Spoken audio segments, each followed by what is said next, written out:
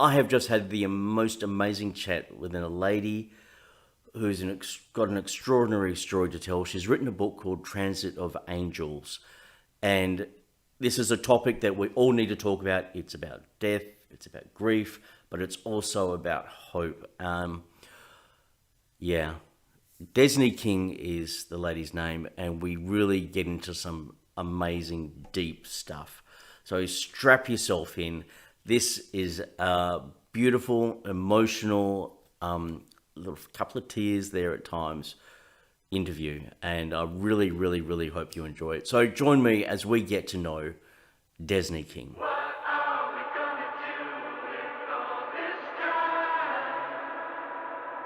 Desney King, thank you so much for coming on my show. How are you going? I'm great today, Josh, and thank you so much for having me. It's a very special day for me today because it's the 9th anniversary of the first stroke I had.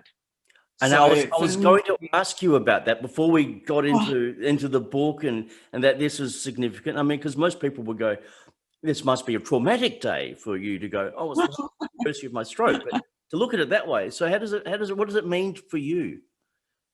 what it means for me is that the gift of 9 extra years that I almost didn't have, because I had a small brainstem stroke, Mm. and brainstem strokes are the ones that either you just drop and you're gone, or you end up in locked-in syndrome.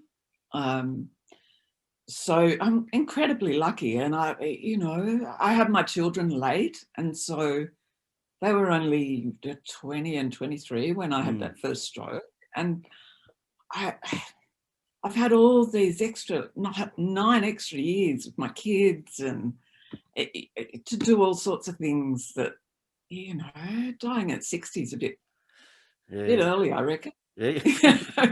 So Very. I'm so grateful. I just think it's a fantastic gift. And have those night and to see that as a blessing in a way, isn't it? Oh, yeah, Yeah. absolutely. Yeah, because Absolutely. as you said, when it could have gone so the other way. My mum had a stroke. She's had two strokes now, but the second stroke knocked out a lot of her memory and cognitive function, and so I just can't find the right words, and having a conversation with her is quite difficult because it's like normally you'd have a free flowing conversation, you would have all this past that you could talk about, and now it's like Yes. she has trouble accessing that. So it's like, okay, it's like reinventing how do you talk to them again. So I know it's pretty difficult. But you obviously you didn't your cognitive function. How was that? That's been affected, but Mm. relatively mildly, very specifically, actually. It's been affected. I'm sorry about your mum as well, No, because that's all right. Yeah.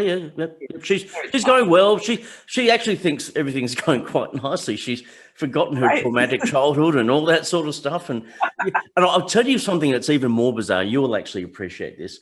Is Yeah. she lived with it for about 15 to 20 years? Excruciating rheumatoid arthritis, excruciating Yeah. painkillers, all pain medication on experimental drug treatments. After the stroke, gone. She had a guy. Wow. She went to the rheumatoid arthritis guy a couple of weeks ago. He looked at her hands, looked at her, and said, "It's gone."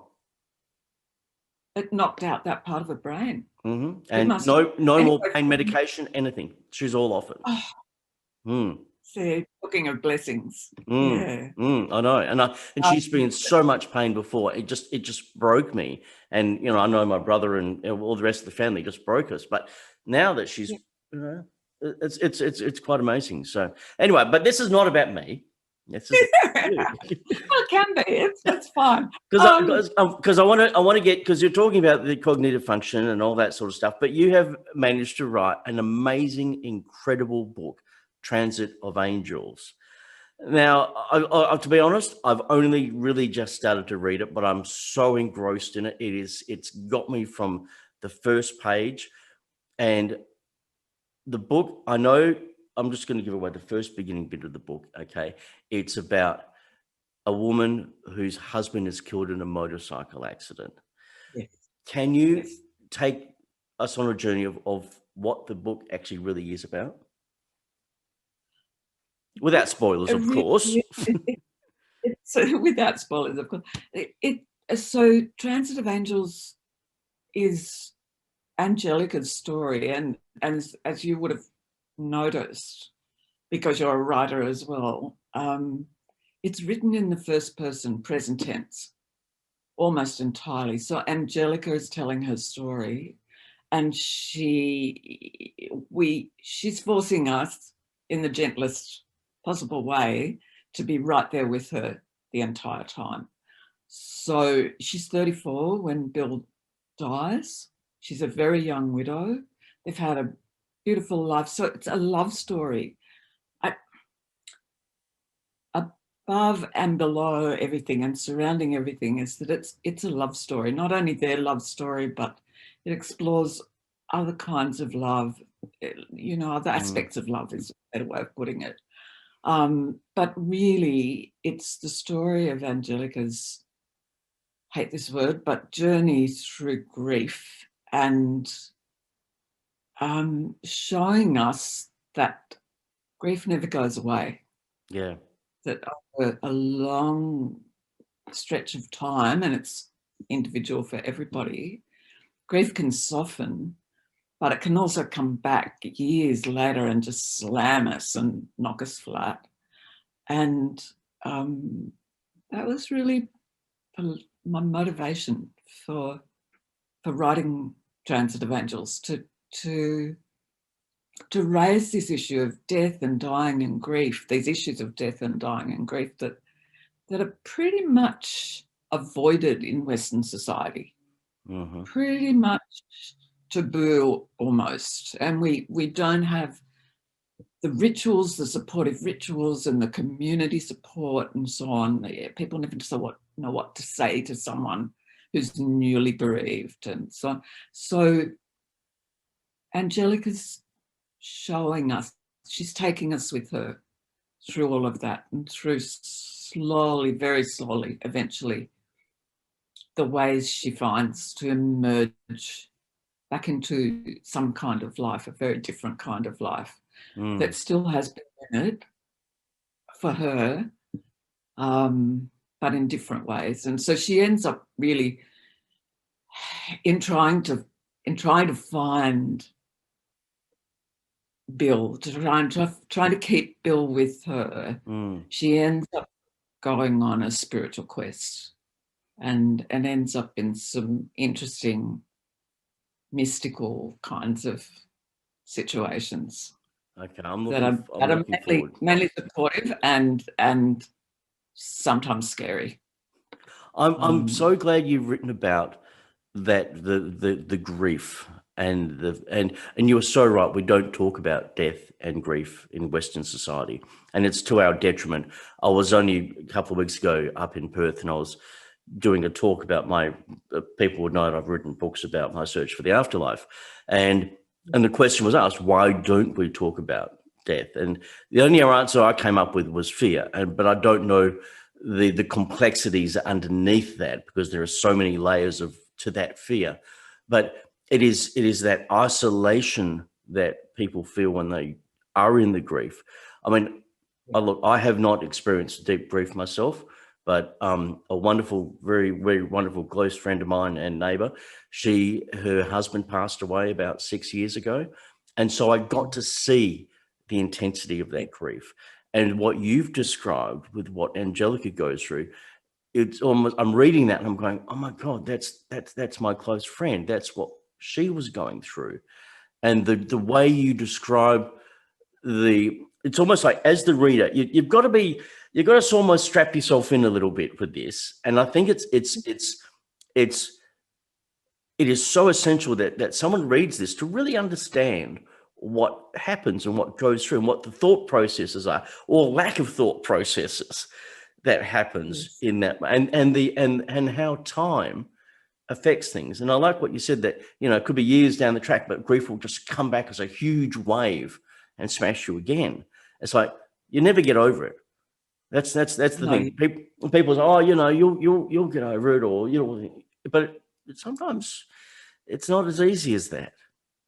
No, and I think one of the things that I think you're right that a lot of it is fear. It somehow when we're around death and someone who's newly bereaved and so on, most of us have a deep fear of our own mortality. It's unconscious. It's a primal kind of thing for a lot of us, I think, or for most of us in Western society. And so I think, yes, it's fear, and also it's awkwardness and not wanting to say the wrong thing. Yeah. So Yeah. it's very, these are common things that people will say, well, I wanted to send her a card or call her up, but I didn't know what to say, so I ended up not doing anything. And Yeah. that just increases the isolation of the person who is in the early paralyzed almost state of grief, which can last for a long time. I know when my mother died, which is 30 years ago now, I was in that kind of paralyzed state for 2 years after Mum died. I felt as though someone had just dropped a massively heavy doona on top of me, and there was nothing I could do to get out from under it. And the only thing that kept me going was that I had two very young children at the time. And so life just hauled me along, and I had to go through the motions, but emotionally, I was paralyzed. So I think that people don't know what to say, they don't know what to do, and they're afraid of saying the wrong thing. Yeah. I know personally, I have, you know, I hate to say it now, but to be brutally honest, there was a friend of mine, you know, several years ago, she passed away from cancer, and I saw her husband, and I didn't know him that well, and I saw him at the supermarket, and he looked so defeated by life, and I didn't know what to do. I didn't know what to say. You know, the only instinct would have been is to not say anything at all, but just give him a hug. But even then, I couldn't bring myself to do that, and I held myself back. And you know, I wish I could have gone back. I could go back and change that, but I didn't, because it was that fear. Like, I might say the wrong thing. Anything that I feel I'm going to say is just flippant, and it just won't mean anything. Those sort of things. So I can understand that, and it's like, but how do we change that? What do we do? I think I've read a lot about grief, and you know, I've experienced grief and so on. I'll talk a bit more about the ways that's happened later on. But people who are grieving, they often say, look, just say anything. You can't say anything wrong. Just say something. Just say, Yeah. I don't know what to say.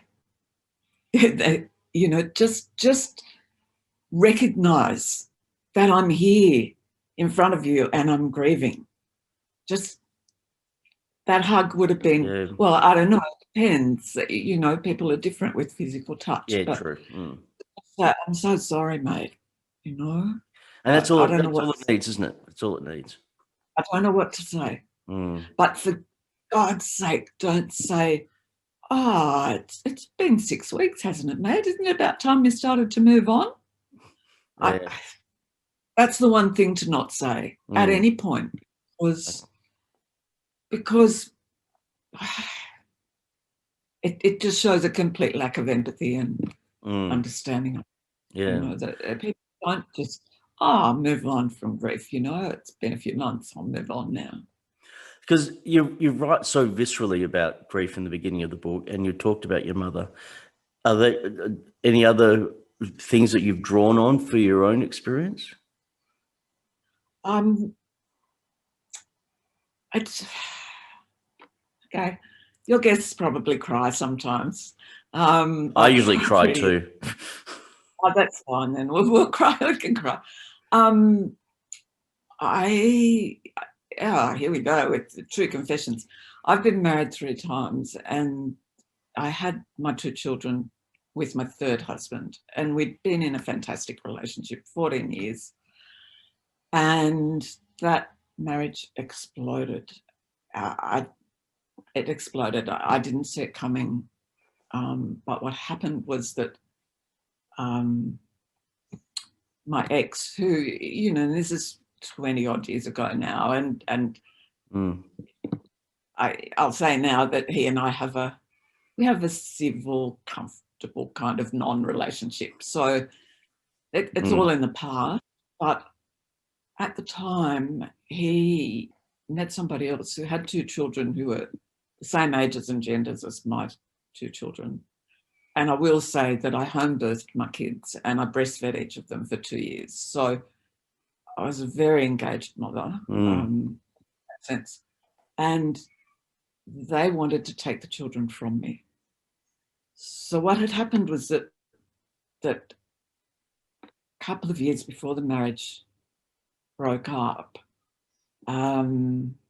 we'd reversed roles. My husband was feeling a need to get out of the work that he was in, and he was going through a whole lot of stuff of his own, processing his own stuff. And we agreed that we'd both apply for suitable jobs, and whoever got one first would take it, you know, to get him out of the situation. And I got the job, and I went back to work. And so at the time of the separation, he was the primary carer of the children. Yeah, okay. And I was the provider. And at the time, the family court, there was a big push for fathers' rights and men's rights in custody battles. And the way the family court was dealing with that was by favouring the primary carer. And so, oh my God, I fought so hard, Josh. It was ironic because it all sort of unravelled, starting on my daughter's 5th birthday and ending on my son's 8th birthday over a period of a month and or so. And I fought and I managed to get weak about shared custody. But there was a lot of pressure on me for the next 10 years or so at least, that there was this pressure that, you know, there was a whole family over there that my kids could be part of, and they were with a single mum. And so I lost half of my children's growing up years, and that's the toughest grief. Toughest grief. Yeah, and I guess hard for people to understand, maybe. Yeah, I think a lot of mums, a lot of parents could feel that. They could sit, you know, try and put themselves in your shoes and go, okay, I can see that. And so it's the emotional, it's that separation. That's another element that you've drawn on from personal experience for Angelica. And just to sort of lighten it up a bit and bring, well, for me, not for other people, but what's not on my professional CV is that I also, after, it was a direct result of that marriage breakdown, I went off and I learned Reiki. So I was in a state of grieving and being bit random for about 10 years, really. And there was a Reiki teacher. I went and learnt Reiki, and your level 1 Reiki is for your own healing. Yep. But then it resonated with me so strongly, and it's such a pure, non-interventionary method of healing that I ended up training as a Reiki teacher, and I taught Reiki and practiced as a healer for about 7 years. And a big part of that, and I do think sometimes what you need or what other people there's a magnetism Mm. that happens. And so I ended up working a lot with people who were dying slowly, most of them from cancer, Yeah. and one from motor neuron disease. And I was also volunteering in palliative care facilities with just Wow. complete strangers, once a fortnight going in. Yeah. Yep. So I was volunteering, and the really ill and terminally ill people I worked with, you know, that was all voluntary work.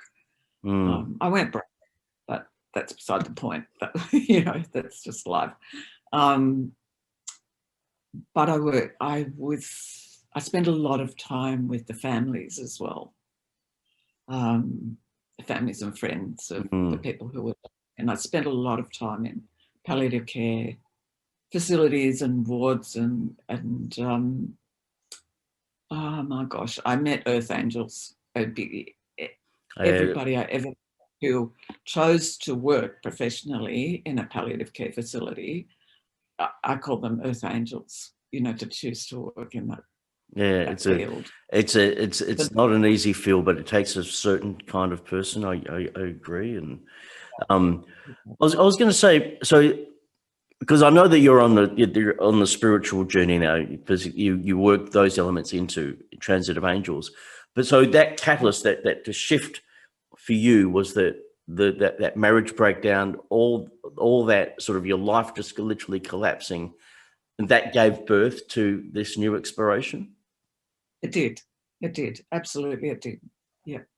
And would you go back now and change anything? No, I don't see the point in regret. Mm. You know, I've had a rich and varied and quite extraordinary life in a whole range of ways. And all of that, even, well, I couldn't have written this book. I couldn't have written Transit of Angels if I hadn't lived the life I've lived.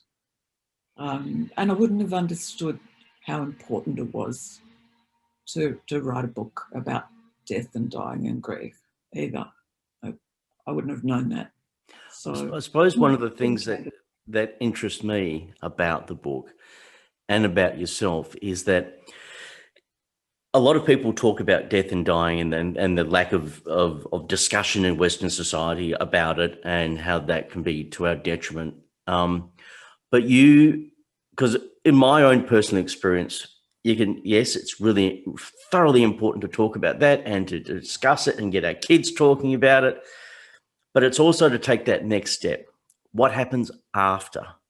Even if it's just the question, what does happen? Opening up that curiosity and just going, well, I wonder, as opposed to, well, Mama knows, let's not talk about it. Well, that could still be the large elephant that's in the room.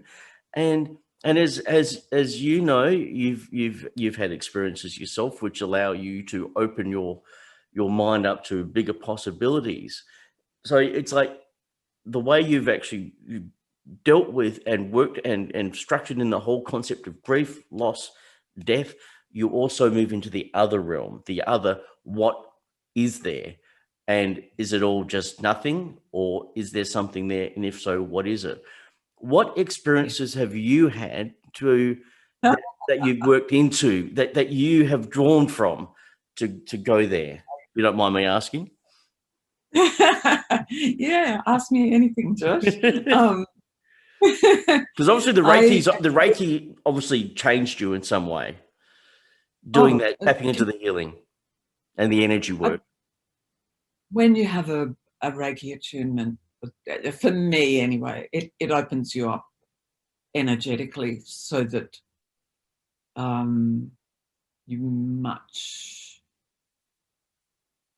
more aware of energy and so on. Anyway, that's not quite answering your question. What was your question? My question. I do, just back to the cognitive. I do have a slight memory loss, and I've lost the capacity for sort of processing detail, and holding it here. So that's okay. That's fine. But the question was, what experiences have you had that you drew upon to work into Transit of Angels? Okay, so the first is the sort of surface thing of the more general experiences that are fairly common even in our Western society, and that you've talked about certainly in your work and your investigation. But it's very common for people to ask for a sign. I think people who are grieving, that it's quite a common thing. And Angelica does, and this is not a spoiler because it's in the blurb on the back of the book, but she does ask for a sign. And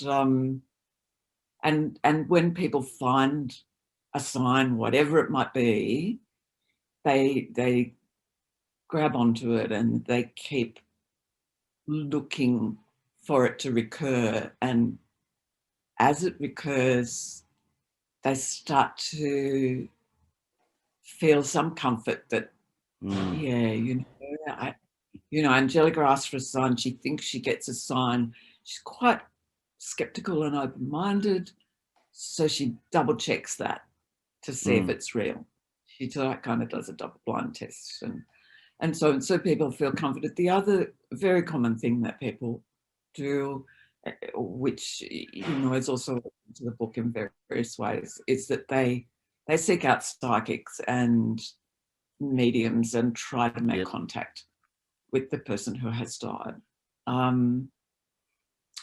There are other things in Angelica's spiritual journey, and I won't say too much. Yeah, well, that's too many spoilers, but yeah. Yeah, but people do go on quests. They look into different modes of spirit. So they certainly look into meditation. A lot of people look into meditation. They might look for a guru or a teacher of some kind who they think has the answers or can lead them to the answers, or whatever it is. That kind of thing. And that can work out well, and that can work out quite harmfully and badly. And so I'm very aware of that from experiences I've had. What, looking for having teachers and gurus and stuff like that? Yeah, and you can get led down a sort of quite a I can imagine, harmful path, or a unhelpful path at the very least. You can get sucked in and sidetracked. I mean, I must admit, I'm actually, I'm a bit skeptical about gurus and stuff, but I shouldn't be. It's just my normal skepticism. But I know a lot of other people who have had amazing experiences and have learned so much and deconstructed themselves with the guidance of a teacher or guru. What's one experience that you've had that made you go, holy hell, this is real? There is so much more to what there is. What's one experience that you've had that you can share?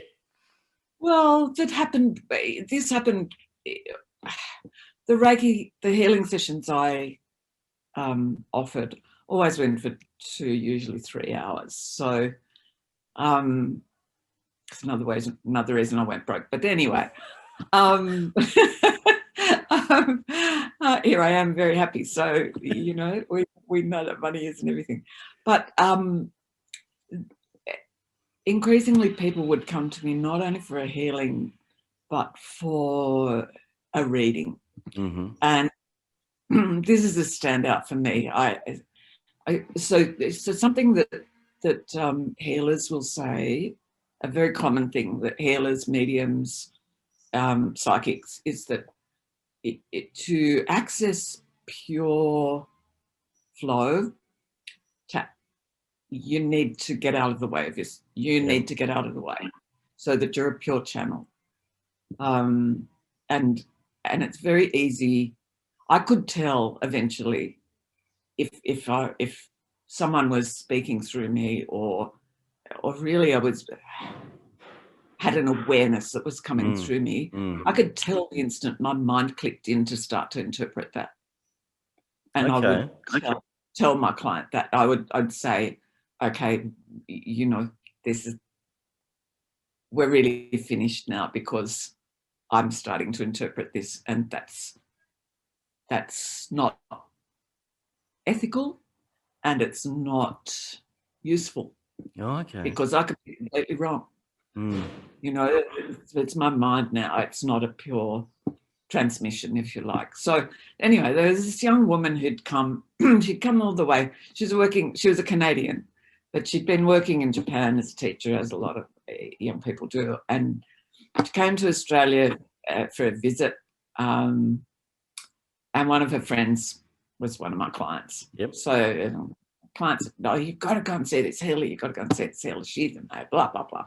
And so this young woman came and she had healing and whatever. I don't remember the first session, but a year later, she's back in Australia and she came for another session, and she really, really, she was fairly self-absorbed, which is, you know, aren't we all at times? Me especially if you're going to a healer who you think is psychic, you know, it's all about you, right? So she wanted to know when she was going to meet Mr. Right. That was really the thing, you know, and we'd sit. Fair enough. It's a relevant question to ask. Of course, it's a preoccupation, you know, if you're yearning for a relationship and it's not happening. You know, so you like some insight into when and who and et cetera, et cetera. So, but then she was very adamant about all this and very, very sort of intense about it all. And we're sitting opposite each other across like a little square table with, you know, the nice cloth and the candle and all that. And we sat there for about 5 minutes and I wasn't getting anything. Nothing. Well, this is awkward, nothing. Isn't it? This is awkward, isn't it? As I said to her. And I said to her, look, occasionally this happens. You know, I don't make this stuff up. And if nothing comes through, I have to be honest with you. There's nothing coming through. She was getting pretty pissed off. Probably sort of, we were disillusioned. Let's say she was getting quite and annoyed. And it's a very awkward situation in the room. And then suddenly, this massive dog, big St. Bernard dog, started leaping across above her head like this, like an arc. This is now, is this in your mind's eye superimposed over it, or are you seeing with your eyes this dog? I was seeing with my knowing. Well, okay, yep.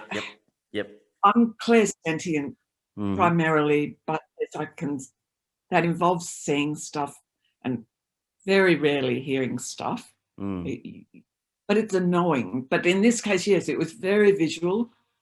There was just this, screen's not big enough, but it was jumping, and it was a huge dog, and it was just leaping over her head, backwards and forwards, and so cautiously, I said to her, look, I am actually getting something now, but I doubt very much it's in answer to your question. What I'm seeing is this huge dog leaping backwards and forwards, blah, blah, blah, blah. And she burst into tears and, you know, just, oh my God, that's my friend's dog. And I promised my friend, she's back in Canada, her beautiful dog died only a few weeks ago, and I promised her before I asked you anything else, I'd ask you how her dog was, if her dog was okay. And I was so caught up in my own stuff, I forgot to ask.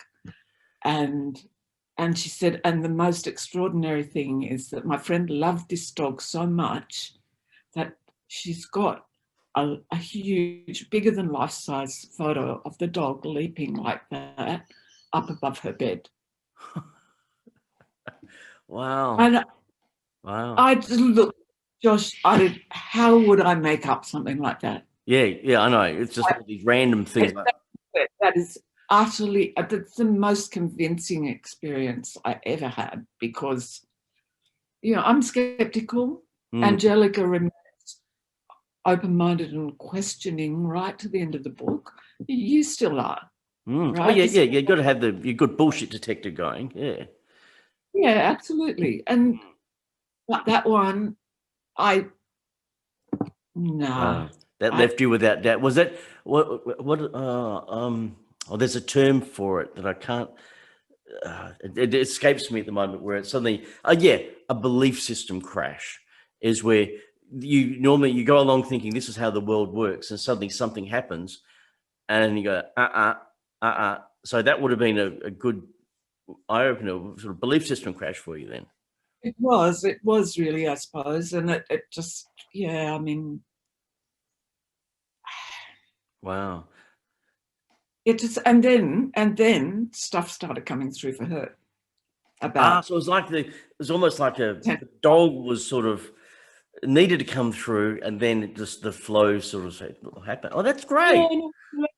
it was a lesson for her about caring about others as well, about the promise she'd made to her friend. So spirit, or whatever we want to call it, was giving her that very clear lesson that, you're a bit self-focused sometimes, sweetheart. You did make a promise to your friend, and we're not going to talk to you about any of your stuff until you fulfill get the that dog promise. in. Where's the dog? Yeah. Bring the dog. Come on. Yeah. Oh my God, it's a Saint Bernard. Holy hell. Watch huge. Out. And it's moving.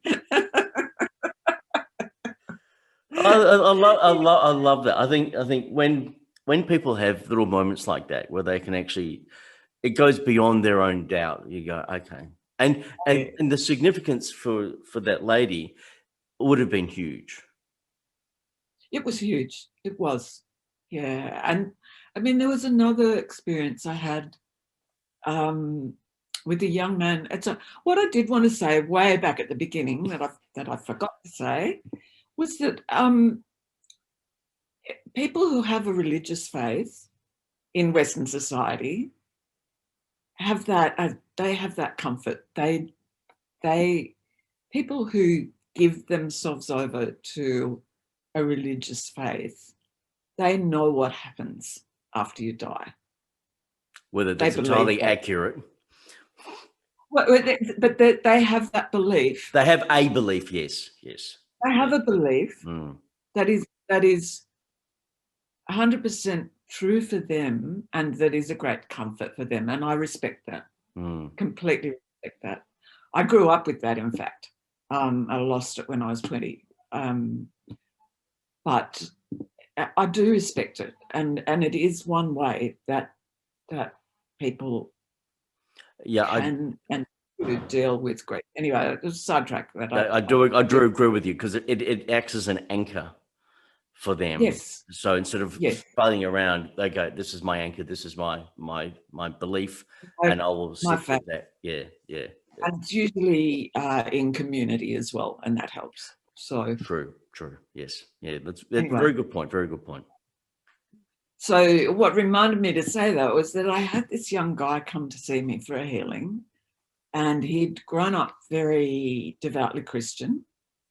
He was in his early 20s, and can't remember many of the details of his story, but he was starting to question his faith a little.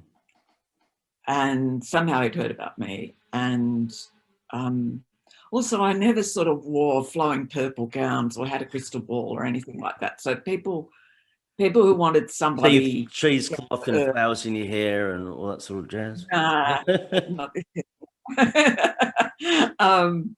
Yeah, so he felt safe coming to me. I guess that's, or as safe as he could coming to me. He was scared, very scared as well, of what he might uncover, but he asked specifically for a past life regression. Interesting. Which there's one of the Reiki symbols.